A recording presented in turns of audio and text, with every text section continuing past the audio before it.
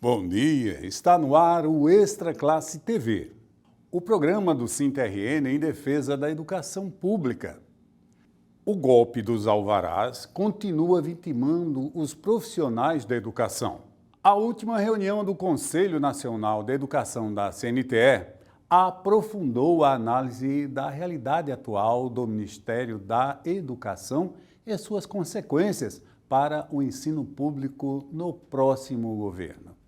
Esse é o tema da nossa conversa de hoje, com o coordenador-geral do SINTRN, professor Rômulo Arnaud. Bom dia, Rômulo. Bom dia, Leilton. Bom dia, telespectador. Então, mais uma vez aí diretamente de Mossoró, ainda, com as lembranças da reunião do Conselho Nacional de Entidades da CNTE, preocupação maior hoje com o futuro da educação no país, E a equipe de transição do governo trabalhando aí, né, Rômulo?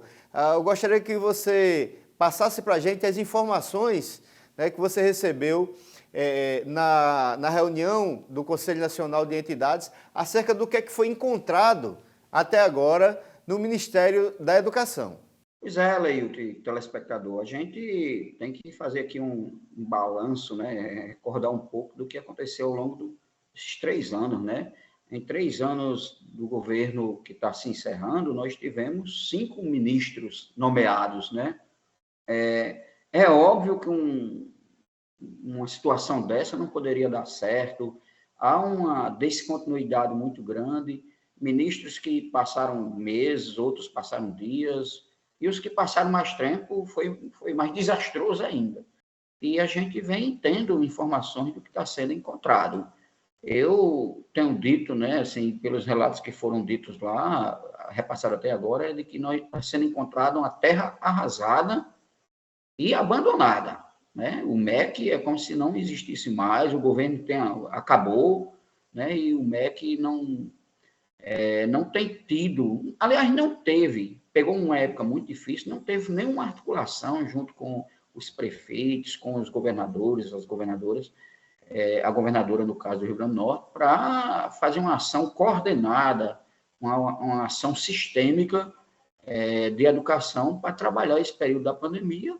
Nós tivemos um atraso muito grande, muitos recursos, inclusive da educação básica, foram cortados, subtraídos, e aí nós não temos nenhum tipo de articulação no sentido, primeiro, de ter passado por essa pandemia de forma articulada, muito pelo contrário, Cada estado, cada município desenvolveu uma política sem nenhuma articulação, sem o apoio do MEC, e obviamente que os resultados são diferentes de acordo com cada estado e cada município, mas a gente sabe que existe um atraso muito grande, Isso em todas as redes. Então, para recuperar isso, é preciso haver uma grande coordenação do MEC, um grande movimento nacional para recuperar esse tempo perdido e para para avançar, porque, na verdade, os números da educação no país é muito ruim,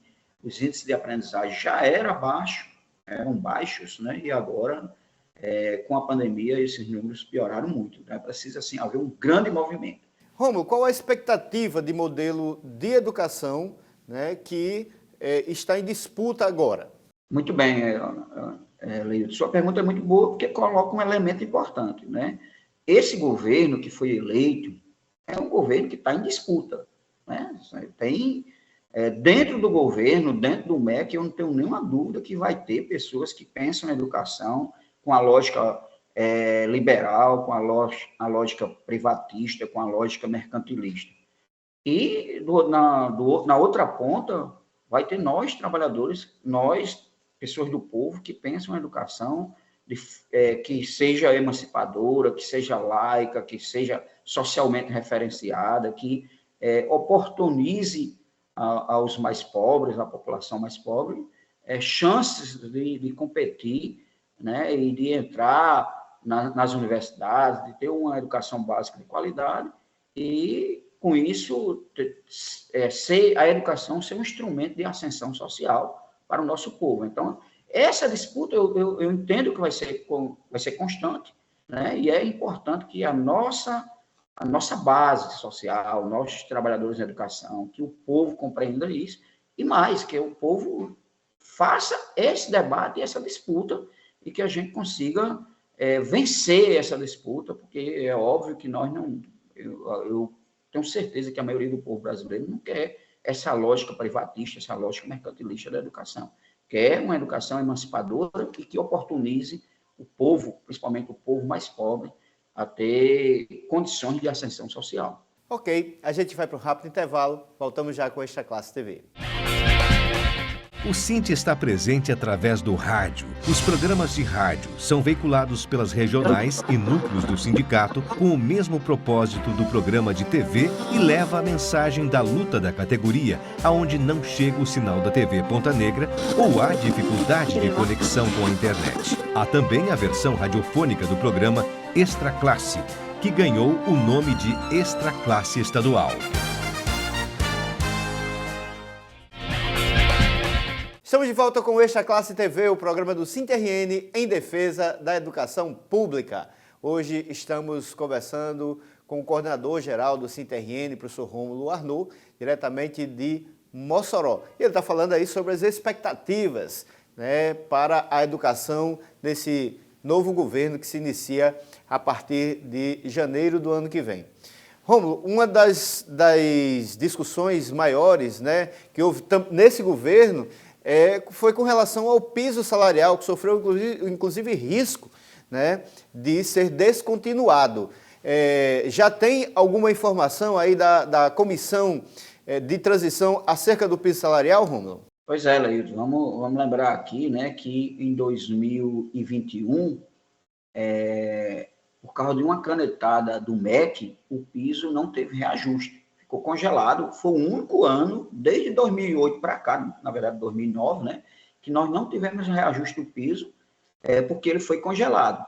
O fato de não ter tido o reajuste do piso em 2021 fez, inclusive, né, com que o reajuste do piso em 2022 fosse um valor maior até então. E aqui é bom que a gente repare algumas informações erradas, desencontradas que tem aí, que algumas pessoas, ou por má fé, ou por desconhecimento, alimentam de que foi o governo Bolsonaro que promoveu um reajuste de 33,34%. Não é o governo, não foi o governo Bolsonaro, não foi o governo Dilma anteriormente, não foi Lula, e não será Lula novamente que vai reajustar o piso. O artigo 5 da Lei 11.738, que é a lei do piso salarial, ela estabelece que o valor do piso é reajustado no mês de janeiro de cada ano de acordo com a quantidade ou com o valor custo-aluno. Então, independe do governo, não é os governos, não é as pessoas ou os governantes que reajustam o piso salarial. É um mecanismo que está lá, inclusive está na Constituição, Lei. Porque lembrar, né, que até 2020... a lei do piso era e o Fundeb era de forma transitória, agora não, está na nossa Constituição, juntamente, o Fundeb, né, e a lei do piso, ela estabelece a relação com o Fundeb, que é o valor custo-aluno. Então, deixar claro, né, que, obviamente, que em 2022, agora, foi preciso muita mobilização da nossa categoria, da sociedade, para que o governo Bolsonaro não desse novamente uma canetada, né? Inclusive, se isso tivesse acontecido, eles estavam cometendo crime. Então, deixar claro isso, pela mesma regra do artigo 5 da Constituição, aliás, da Lei do Piso, que estabelece o crescimento de acordo com o valor custo-aluno, nós temos uma previsão, né, para que o próximo ano esse reajuste seja de 14,23% de acréscimo, né, de acordo com as portarias interministeriais, porque a cada trimestre, né, a comissão interministerial se reúne e vai observando o crescimento da receita, dividindo da receita dos impostos, né, que compõem a cesta do Fundeb, e vai dividindo pela quantidade de alunos.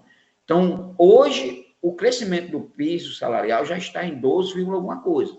E a previsão é que, na última portaria, que deve acontecer aí no mês de dezembro, que seja o valor consolidado em 14,23, 14, alguma coisa por cento. Então, essa é a previsão, e é óbvio que isso vai também exigir de nós, mais uma vez, mobilização para que a gente tenha, tanto no Estado como nos municípios que nós representamos, tenha a lei, né, obedecida.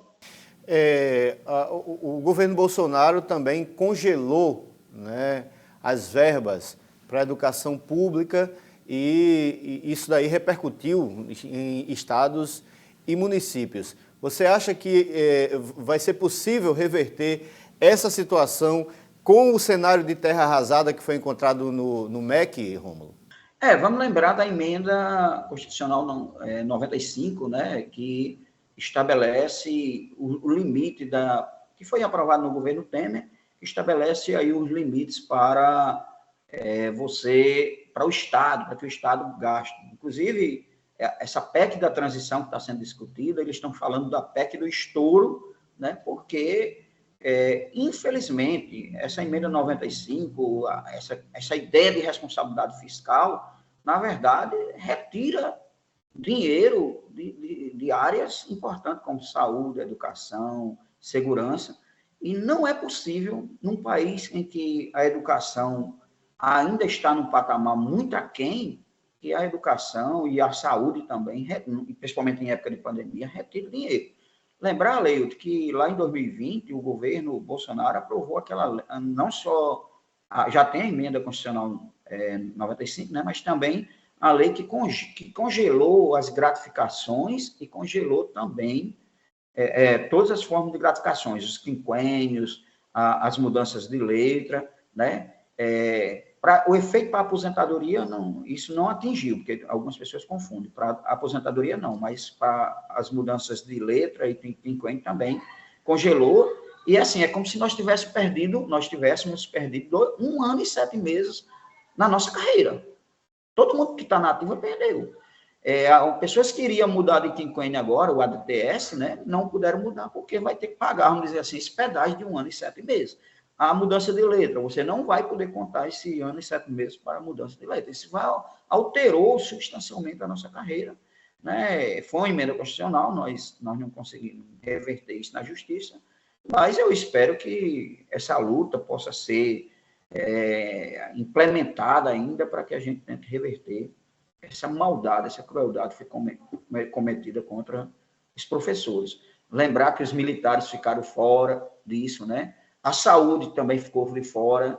A saúde é até compreensível, né? Porque estava no meio de uma pandemia, numa situação extremamente delicada para as pessoas, para todo mundo, mas as pessoas que trabalham na saúde eram extremamente complicadas, então é até compreensível.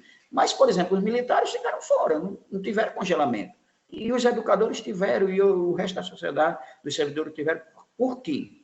Né? Então, eu acho que nós temos que implementar, assim, uma luta para a gente tentar reverter essa crueldade.